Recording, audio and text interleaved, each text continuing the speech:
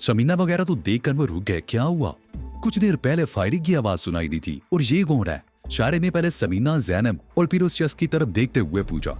ये तूर खान का साथी है, समीना ने बताया। इसके साथ एक और आदमी भी था। ये दोनों तूर खान के कहने पर हमें असले के जोर पर अगवा करने आए थे।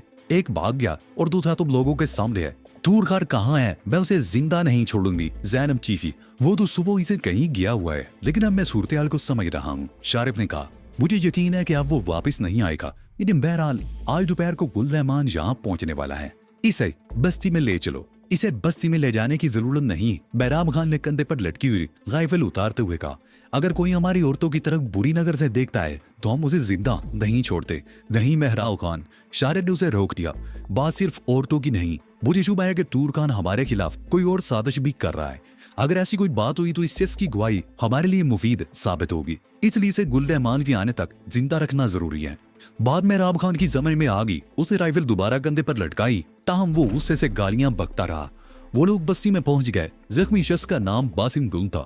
उसे घोड़े से उतारकर कमरे के फर्श पर फेंक दिया गया। पूंजियारा बह जाने की वजह से उसका रंग बिल्कुल सफेद था और वह तकलीफ की शिद्दत से करा रहा था। शमुना ने जैनब के मकान में आते ही कपड़े बदल लिए। जैनब की मां भी गुस्से में थी और वो चीख चीख कर तूर खान को बुरा बना कह रही थी।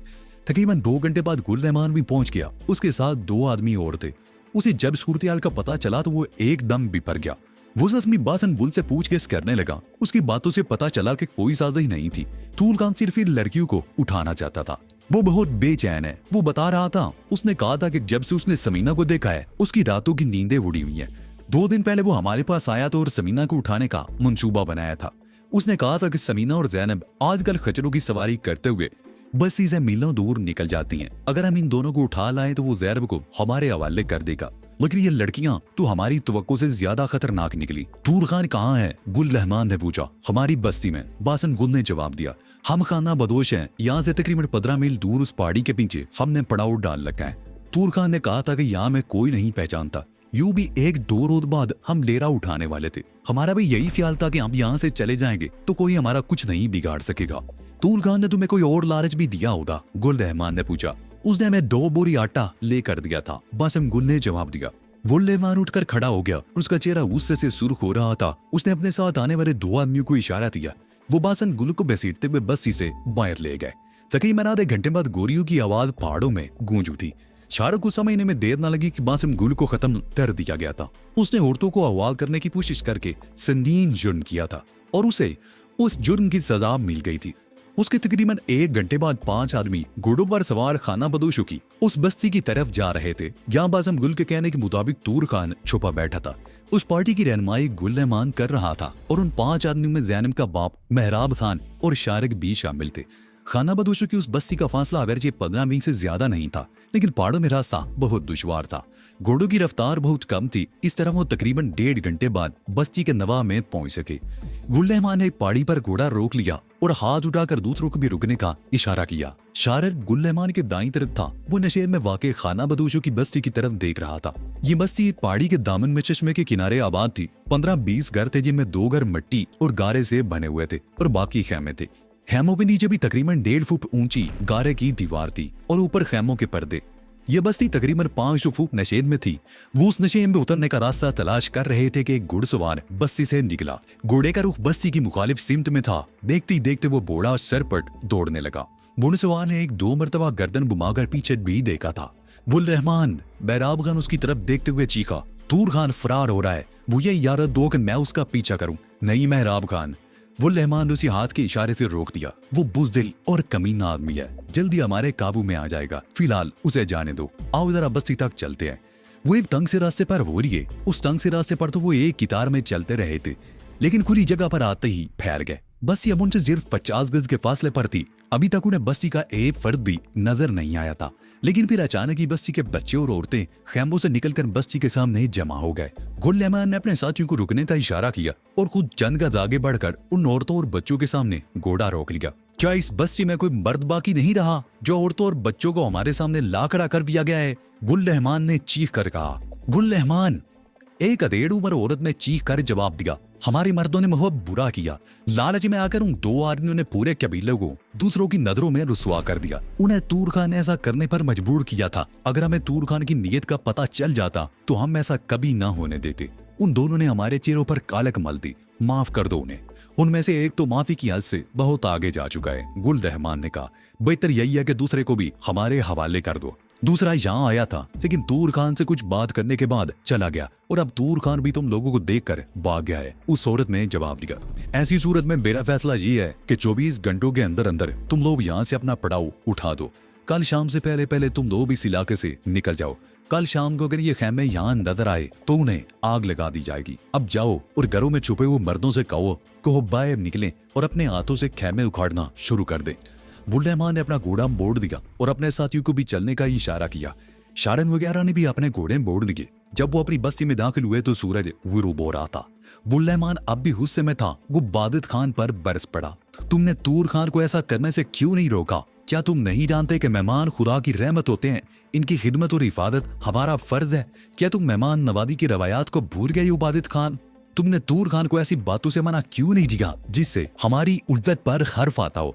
खान गुल रहमान, बादित खान ने मदम और पुरसकून लहरे में जवाब दिया, मैं इस सफर में तूर खान के साथ जरूर था, लेकिन उसने मेरे सामने कभी ऐसी कोई बात नहीं की जिससे मुझे उस पर किसी किस्म का शुबा होता।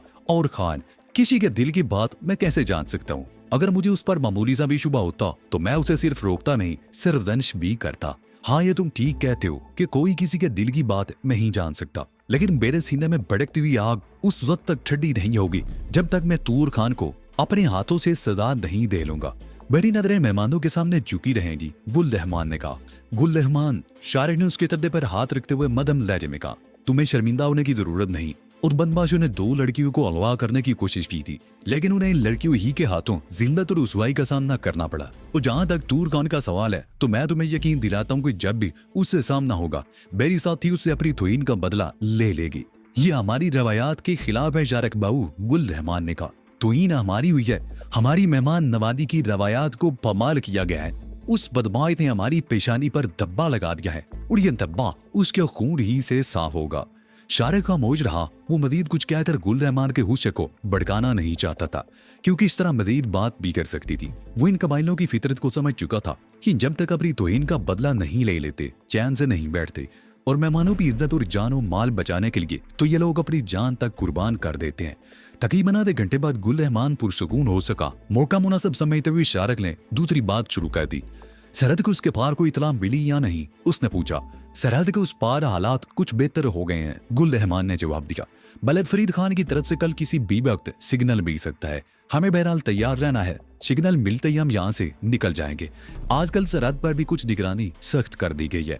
मुहाजिरीन को सरहद पर आने से रोकना अगरचे बहुत मुश्किल है, लेकिन मलेशिया की पार्टियां गश्त करती रहती हैं, इसलिए हमें ज्यादा मोहतात रहने की जरूरत होगी। सरहद की निगरानी भी दरअसल हम जैसे लोगों के लिए की जा रही है। पाकिस्तान में जिस तरह असला और हीरोइन आम हो गया है, उससे हुकूमत पाकिस्तान भी परेशान है। पाकिस्तानी हुकूमत पर आलमी दबाव बढ़ रहा है कि असला और खासतौर पर हीरोइन की स्मगलिंग को रोका जाए। तुम जानते हो कि पाकिस्तान के कबायली इलाकों में भी पोस्ट काश्त होता है, जिससे अफ्यून, चरस, बारफियन और हीरोइन तैयार होती है। हुकूमत पाकिस्तान न सिर्फ पोस्ट की फसलें तबाह कर रही है, बल्कि हीरोइन तैयार करने वाली फैक्ट्रियों को भी तबाह किया जा रहा है। हीरोइन की एक बड़ी मिकदार अफगानिस्तान ही से स्मगल होकर आती है, इसलिए मुश्किलात होने के बावजूद सरहद की निगरानी भी सख्त कर दी गई है। इसलिए सरहद पार करते हुए हमें मोहतात रहने की जरूरत है। अभी अभी मेरे दिल में एक और ख्याल आया है, शारिक ने कहा। तूल खान हमसे बागी हो गया है, वो कुछ और लोगों को भी अपने साथ मिला सकता है। वो हमारे प्रोग्राम से वाकिफ है। क्या यह मुमकिन नहीं कि वो सरहद पर मलेशिया की दस्ती पार्टियों को हमारे बारे में आगाह कर दे? इस इनकार को नजरअंदाज तो नहीं किया जा सकता, गुल रहमान ने जवाब दिया। लेकिन हम भी तो कच्ची गोलियां नहीं खेलते ना। वो हमारे सरहद पार करने वाले मामूल के 2-3 रास्तों से वाकिफ है, लेकिन हमारे पास ऐसे रास्ते भी हैं जिनके बारे में उसके फरिश्ते भी नहीं जानते। हमारे प्रोग्राम से वाकिफ होने के बावजूद वो बदबख्त हमारा कुछ नहीं बिगाड़ सकता। मुझे यही अंदेशा था, इसकी वदात होगी। अब मुझे कोई परेशानी नहीं, शारिक ने कहा।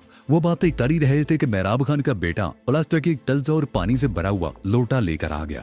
उसने पहले सबके हाथ धुलाए, फिर कमरे में दरी पर दस्तरख्वान बिछा दिया। इसी दौरान मेहराब खान अपने मकान में चला गया। कुछ देर बाद वो खाना ले आया और खाना दस्तरख्वान पर चुन दिया गया। खाने के दौरान बुल रहमान और दीगर लोग पश्तो में बातें करते रहे।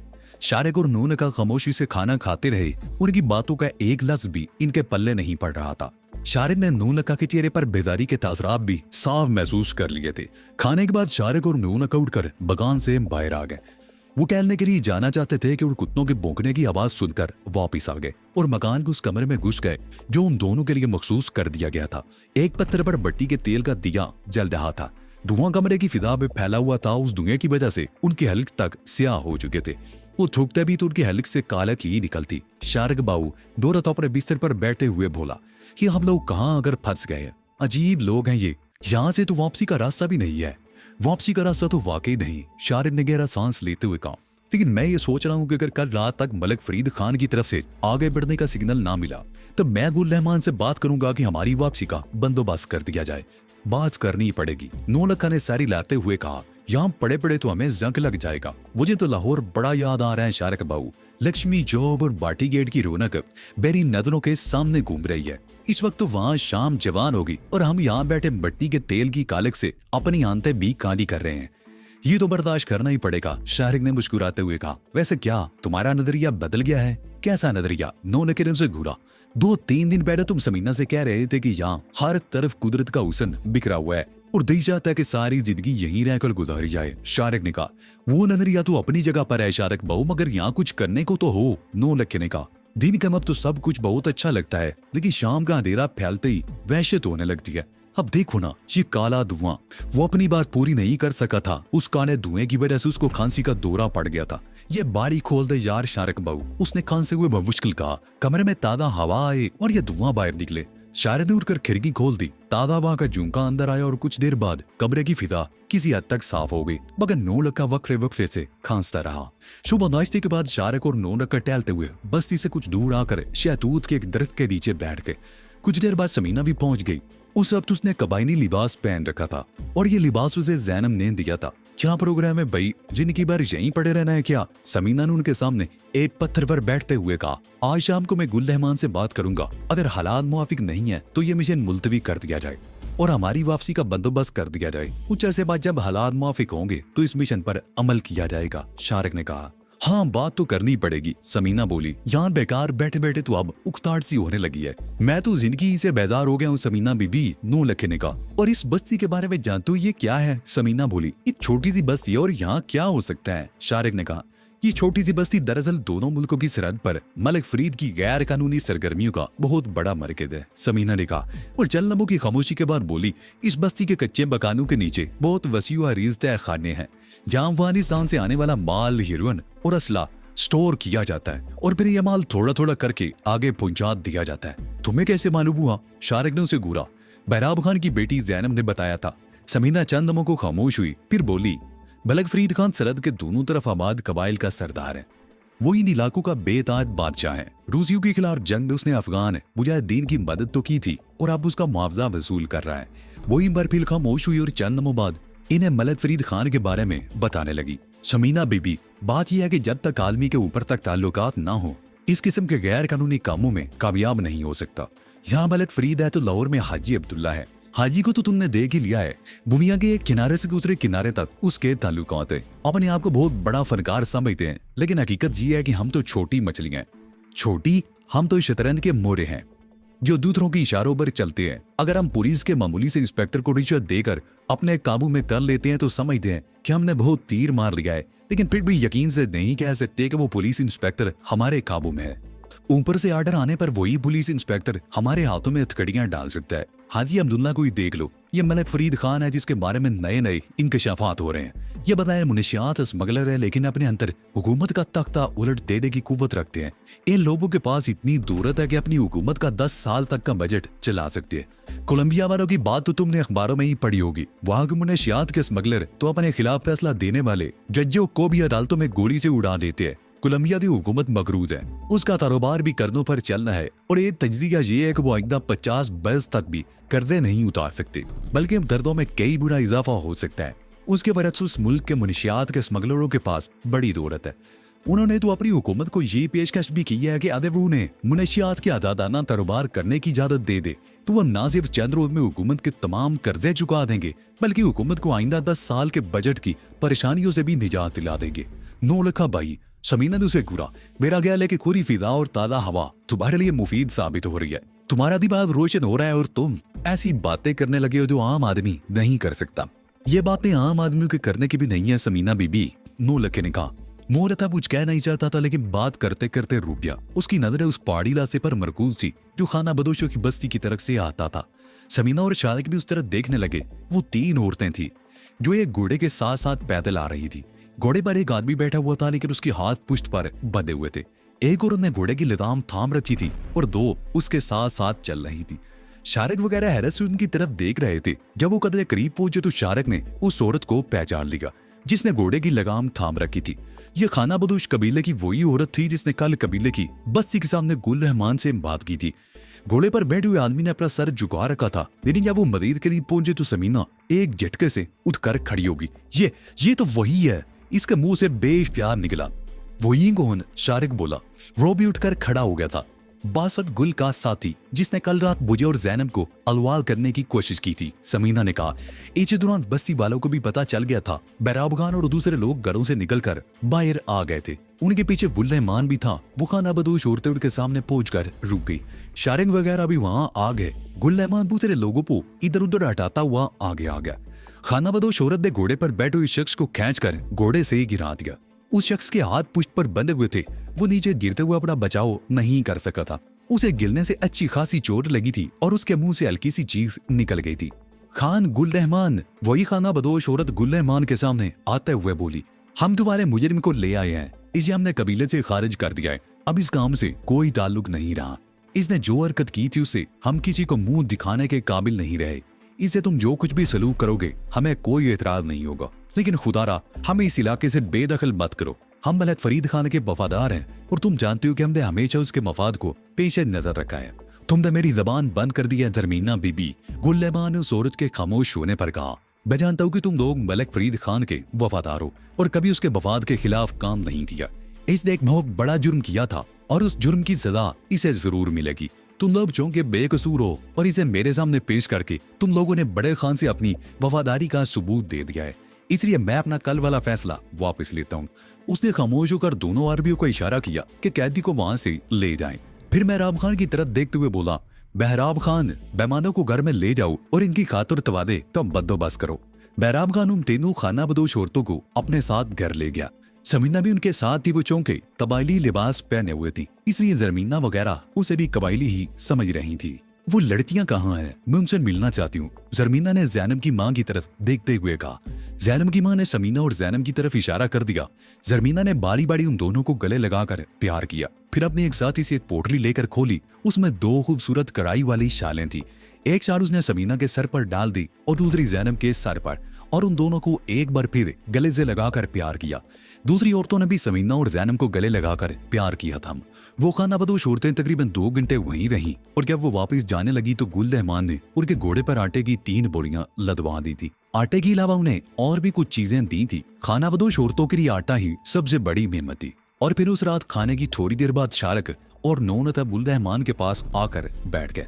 मलिक फरीद खान की तरफ से अभी तक कोई पैगाम नहीं मिला था, इसलिए शारिक ने बुल रहमान से वापसी के लिए बात करने का फैसला कर लिया। बुल रहमान ने बड़े सुकून से उसकी बात सुनी, फिर बोला, मैं तुम्हारी तमाम बातों से इत्तफाक करता हूँ, लेकिन सरहद पार की सूरत हमारी नजरों में नहीं। हमें कम अज कम आज रात इंतजार कर लेना चाहिए। अगर मलिक फरीद खान की तरफ से कोई पैगाम ना मिला तो कल सुबह मैं खुद ट्रांसमीटर पर उससे बात करूंगा और मिशन को मुलतवी कर देने वाली तुम्हारी तलवीज उसके सामने पेश कर दूंगा। अगर सूरत मुआफिक ना हो तो कोई बड़ा खतरा मोल लेने की बजाय मिशन मुलतवी कर देना ही मुनासिब होगा। शारिक ने उसके खामोश होने पर कहा, सरहद पार की सियासी सूरत खासी खराब है। बुल रहमान ने जवाब दिया, और तुम नहीं जानते हमारा ये कारोबार वहाँ की सियासी सूरत से मशरूत है। वहाँ कई सियासी पार्टियां हैं जो बरसरे इक़्तिदार आने की कोशिश कर रही हैं, लेकिन मेरा ख्याल है कि तुम उन बातों को नहीं समझ सकोगे। बहरहाल हमें आज की रात इंतजार कर लेना चाहिए। ठीक है, हम आज की रात इंतजार कर लेते हैं। अगर कोई बात बनती हुई नजर ना आए तो हमारी वापसी का बंदोबस्त कर देना, शारिफ ने कहा, और उसके साथ ही उनकी यह महफिल बर्खास्त हो गई। उस वक्त रात के तकरीबन 10 बजे थे। नूनका कमरे में अपने बिस्तर पर बैठा खांस रहा था कि आंगन में एक तन्मु की आवाज सुनाई दी। उसके 2 सेकंड बाद ही महराब खान अंदर दाखिल हुआ। दुमको खान बुलाता है, उसने शारिक की तरफ देखते हुए कहा। शारिक कमरे से निकलकर महराब खान के साथ उस कमरे में आ गया जहां गुल रहमान बैठा हुआ था। दो आदमी और भी थे। बुल रहमान के सामने ट्रांसमीटर रखा हुआ था। शारिब जैसे कमरे में दाखिल हुआ, रहमान उसकी तरफ देखकर मुस्कुरा दिया। बेकहानी खत्म हो गई, अब एक्शन का वक्त आ गया है शारिक भाई। बुल रहमान बोला। बूंद शारिक भी मुस्कुरा दिया। हमें किस वक्त रवाना होना है? 1 घंटे बाद। तो ये थी आज की स्टोरी। आपको ये वीडियो कैसी लगी कमेंट में बताएं और हमारा चैनल सब्सक्राइब कर दे, साथ ही बेल आइकन भी दबा दे। अगला एपिसोड जल्द आएगा।